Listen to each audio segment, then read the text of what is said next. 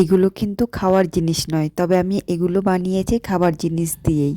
তো এখানে আমি নিয়ে নিয়েছি দুটো বিটরুট, আর এই বিটরুটটাকে আমি ভালো করে ছুলে টুকরো টুকরো করে কেটে মিক্সিতে একবারে ফাইন পেস্ট করে নেব। সো হ্যালো এভরিওয়ান, কেমন আছেন আপনারা? আশা করছি অবশ্যই ভালো এবং সুস্থ আছেন। তো এখানে আমি বিটরুটটাকে ভালো করে পেস্ট করে নিয়েছি, আর এই পেস্ট করা বিটরুট থেকে পুরো রসটাকে আমি একটা সুতির কাপড়ের সাহায্যে বের করে নেব। আর কিছুদিন পরেই তো হোলি, তাই ভাবলাম যে এবার হোলিতে ঘরেই আবির বানানো যাক ঘরোয়া কিছু উপকরণ দিয়ে। তাই ভাবলাম যে ঘরেই যেহেতু আবির বানাচ্ছি, তো সেই আবির বানানোর প্রসেসটাও আপনাদের সাথে শেয়ার করি, সেই জন্যই আর কি এই ভিডিওটা বানানো।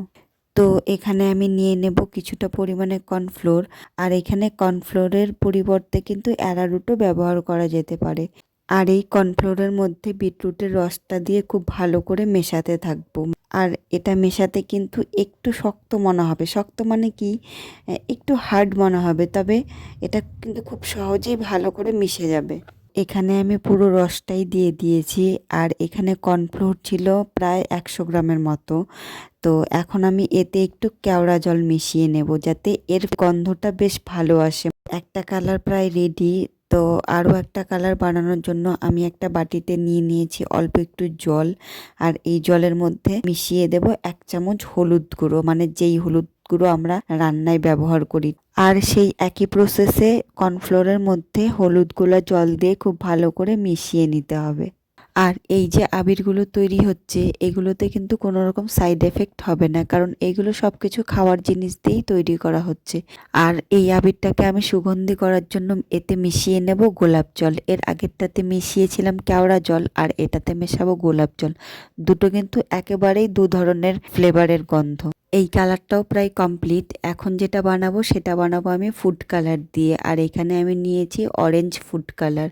এই ফুড কালারটাকে অল্প একটু জলে গুলে নিয়ে তারপর কর্নফ্লোরের মধ্যে ঠিক যেভাবে মিশিয়েছি আগেরগুলো, ঠিক একইভাবে মিশিয়ে নেব। আর এই যে আমি আবিরগুলো বানাচ্ছি সেটা শুধু আমার মেয়ের জন্য, কারণ সে তো ছোট, আর বাইরে থেকে আবির কিনে নিয়ে এসে খেললে কি হয়, দেখবেন যে বড়দেরই গালের মধ্যে র্যাশ র্যাশ হয়ে যায়, কারণ সেগুলোতে এক্সট্রা করে রং মেশানো থাকে। সেই জন্যই আর কি আমি বাড়িতে বানাচ্ছি, কারণ বাচ্চারা খেলবে, বুঝতেই পারছেন। আর এই আবিরগুলো বানানো যে খুব কঠিন তা কিন্তু নয়, একটু চেষ্টা করলেই কিন্তু যে কোনো কাজই দেখবেন সহজ হয়ে যায়। শুধু তার জন্য চাই একটু ইচ্ছা শক্তি আর একটু চেষ্টা। তো সে যাই হোক, আমি সেই গুলে রাখা কালারের মিশ্রণগুলোকে দিয়েছিলাম রোদ্দুরে। আর এগুলোকে কিন্তু অনেক বেশি রোদ্দুর দিতে হবে তাও কিন্তু না, একবেলা মতো রোদ্দুর দিলেই হয়ে যাবে, এগুলো খুব তাড়াতাড়ি শুকিয়ে যায়। এখানে দেখুন মিশ্রণগুলো শুকিয়ে একদম পাউডার হয়ে গেছে, আর কালারটাও অনেকটা হালকা হয়ে এসেছে।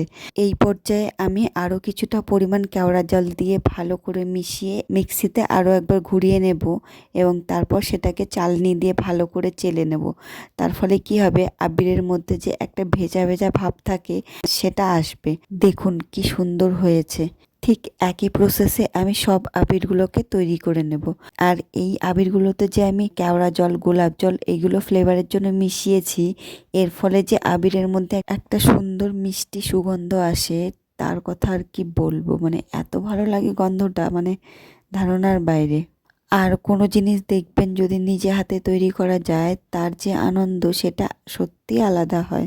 তো আপনারা কি কবে এভাবে বাড়িতে আবির তৈরি করছেন অবশ্যই কমেন্ট করে জানাবেন।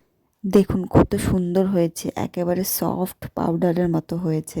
আর কালারটাও কিন্তু একেবারে দোকানের মতোই এসেছে। কেউ দেখলে বুঝতেই পারবে না যে এটা আপনি বাড়িতে বানিয়েছেন, তাও আবার ঘরোয়া উপকরণ দিয়ে। চলুন তাহলে এই আবিরগুলোকে ছোট ছোট বাটিতে সাজানো যাক, দেখা যাক কেমন হয় দেখতে। আর আমার এই আবির বানানোর প্রসেসটা যদি আপনাদের ভালো লেগে থাকে তাহলে অবশ্যই একটা লাইক করে দেবেন, আর প্লিজ প্লিজ প্লিজ চ্যানেলটাকে সাবস্ক্রাইব করে নেবেন। যদি ফেসবুক থেকে দেখেন তাহলে পেজটাকে ফলো করে দেবেন। আজকের মতো এই পর্যন্তই, এরপর দেখা হচ্ছে নেক্সট ভিডিওতে। আপনারা সবাই ভালো থাকবেন।